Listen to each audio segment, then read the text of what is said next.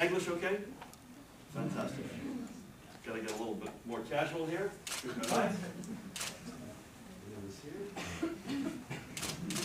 Make the place look lived in, like my bedroom. What I'd like to do, first of all, I'm thrilled to be here. This is a Rosa finish, if you didn't know. I'm spending the whole week in NRW, loving it. I was in Bielefeld, Münster, Cologne, and Düsseldorf. And the favorite thing I do, without question, is to have conversations with both high school and university students. So I thought what I would do, if it's okay with you, is I want to present to you some thoughts, in particular about some of my heroes, some of whom I'll bet you've never heard of before, some of whom you absolutely have heard of before. And I'm doing that for a couple of reasons. One is I want to give you a little bit of a sense of who I am at a personal level, but also, Kopfball, feel it not. Also, I think, and I'm not doing this deliberately, I think I'm a reasonably typical American. So I want to give you a sense, maybe through one person's perspective, who my heroes are and why. You can get a sense, maybe a little bit more, obviously about me, but far more importantly, from my standpoint, about America. Is that okay? And then we'll throw it open for questions. Does that work for you? Let me ask you a question before we start. I'm sorry? Rosa Parks. Have you heard of Rosa Parks? Rosa, you've heard of her? Rosa, can you tell me anything about her? Or? I think she refused to stand up in the bus for a white man. That's correct. That's exactly right. That's probably all you need to know about her. December 1st, 1955, Montgomery, Alabama, going to work. I can't recall what her work was. I think she worked in the household staff. That sound right? Yeah. Right? Going to work. A white guy gets on the bus. This is the segregated South in the United States. Says, get up, you're in the white section only, and she says no. When she was asked later, was that because you were tired? Because I think it was coming home from work. She said, no, I was just tired of giving in.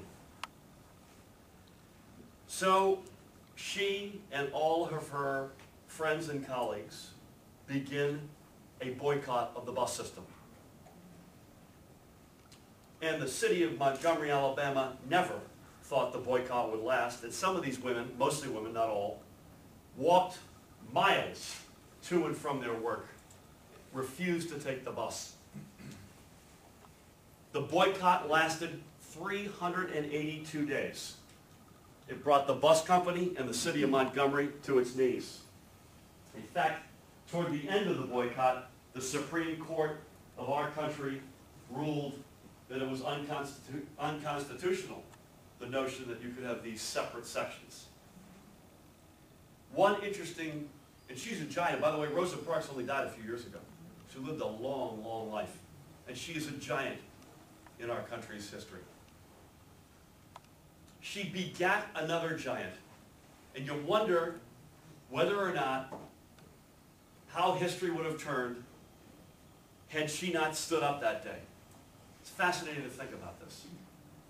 Would it have had the attention of the Supreme Court? Would it have worked? Would Montgomery have caved in and changed their behavior?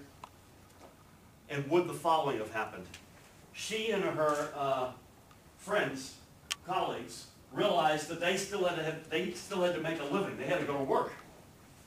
And they could not afford to run what turned out to be a little bit of a boycott association, a Verband. So they hired a young, I'd say unknown, untested preacher, who I believe was 29 years old, my math is right, yes, to come from Atlanta, Georgia, to run this little operation. Anybody know who it was? Dr. Martin Luther King Jr. How's that for history? Speaking of the devil, on August 28th, 1963, Washington, D.C., at the time the largest demonstration in the history of the United States.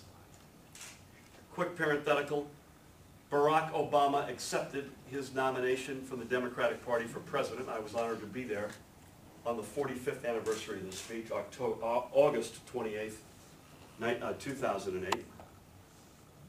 This is a famous, anyone know what the speech is nicknamed? Please. I have a dream. It's the I have a dream speech. It's worth giving you a couple of quotes. Against August 28th, 1963. I have a dream.